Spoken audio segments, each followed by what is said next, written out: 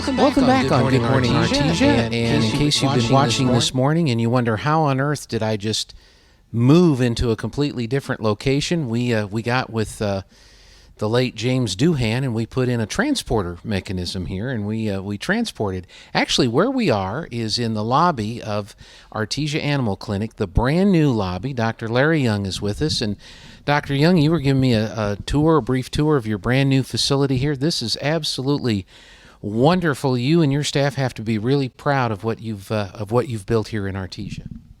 Thank you, Gene. It's a long time coming, and a lot more room. And as time goes by, it's going to allow us to expand and offer more services. Well, we're in the lobby area, which, if you remember the lobby from the previous location, we could not have this conversation in the lobby, could we? No, it was like pack rats. Yeah. And it's just a matter of fact is that it served its purpose, and then you grow and outgrow something. Right. And So tell us a little bit about some of the new features that you've added here, some of the new parts of this wonderful building. Probably the biggest thing is the room to work as a staff. You know, we now have 2 treatment tables where we had 1, and that was the bottleneck. A larger, more open treatment area. And then our surgery suite really, truly is the surgery suite. Piped in oxygen on that. The most expensive thing in the building is the air system, like a hospital, that filters with an ERV unit, pulling and pushing air. That way we can keep disease transmission down, and as well as noxious odors, things like that. So our kennel areas are new and different, and a much larger lobby. That's right. Which is where we are today, and you can see the counter behind us, and I think you have a little museum display that you're working on that'll be on the opposite wall here. Yes, Dr. Roush and I had talked about that years ago, so I've been saving things. You know, what's funny is I have stuff from 1980 looks real old now. Well, there have been a lot of advances in medicine and technology since 1980. Yeah, yes, there is. Well, that's great. I wanted to talk to you a little bit today because it's been a while since we've had you on. You've been in the middle of the move. And by the way, before we go to that part, the old building, or it's still attached to this brand new building. You're in the same location here in Artesia. What are the plans for the old building? Well, that's administration. There will be doctors' offices and a training area for staff, so that company reps and things like that can train them on products. Then we'll actually have a break room for them. They've never had a break room, and a business office. So. And that's being done right now because you've kind of sort of moved into this new facility. You're still in the move-in process, but are you still taking care of patients? Yes, we are. So that's good. Good to know that's getting done, and you're not stepping all over everybody else right now. Exactly. And we should be totally through. The contractor thinks, Scott, I believe, says hopefully by Christmas. Okay. Well, that'd be a nice Christmas present.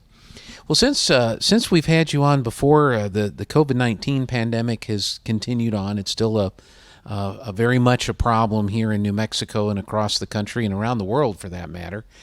But one of the things I want to ask you about, because I think we touched on it back early on, is the Ivermectin question, and that's kind of been high profile in the news. There have been some celebrities that have gotten a COVID diagnosis. They say they've taken doctor-prescribed ivermectin.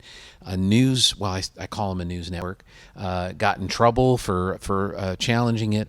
So let's just kind of talk a little bit about ivermectin. I think what people need to know, the differences between, say, the usage for people and the usage in the animal industry, because ivermectin's been used by vets for a long time now. Yes, I mean originally it was designed and invented to treat river blindness in Africa. And then, if I'm correct, Cornell started doing the testing, and there wasn't a bug on the planet that it didn't take care of. microbe, and parasites. And so I remember in parasitology, Dr. Craig making a quip one day in veterinary medicine. Everything is BI or AI, before ivermectin and after ivermectin. The issue concerning people using ivermectin is, if that's what you want to do, then you need to go see a doctor and get the properly prescribed ivermectin dose. I was visiting with Dr. Tim Hanisch from the Public Health Department this morning, and there have been, poison control gets calls from people for toxicosis issues. And there are things probably bigger than, it's not just ivermectin. It's just that the drug is carried in the suspension. You have other inert ingredients. And a lot of those have never been tested on people. Okay. So it's just like a vaccine reaction. If I have a vaccine reaction, a lot of times it's not to the flu particle or whatever they're trying to vaccinate for. It's from the carrier, what we call the adjuvant in a vaccine, things that are designed to stimulate an immune response. As far as medications, if you will go down at any feed store and go down and look at bottles, there are things on those, ethylene glycol, propylene glycol. There are certain things in there that you would not want to put into the human body. My personal thing about this is that when you're trying to figure out, and I've had clients say, I shot 3 cc's, I took this, I took that, and they're playing Russian roulette. That's why you need to go to the doctor. That's right. Just simple. Not, we could argue the pros or cons of ivermectin. That's not my point as a veterinarian. My point is that you're dealing with something that is, the dosage is in micrograms, not milligrams.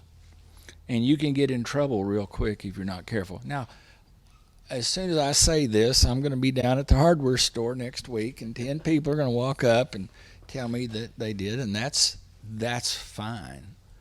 But, Texas has had several overdoses. New Mexico has. There have been some suspected deaths, but they haven't had the means to identify exactly what did it. I think the point being is you just have to be cautious. What is in the hardware stores and what's designed for horses and in the animal world is totally different because of like you said, the delivery systems and the things like that, and plus the dosage amounts. Because when you're getting it for a horse, for example, horses weigh 1,200 pounds. That's a lot more than even me. So yeah, I'm not far off that. So that's something to think about. What is it that the ivermectin does in terms chemically that have led people to think that there is some benefit for it when it comes to combating the symptoms from a COVID infection?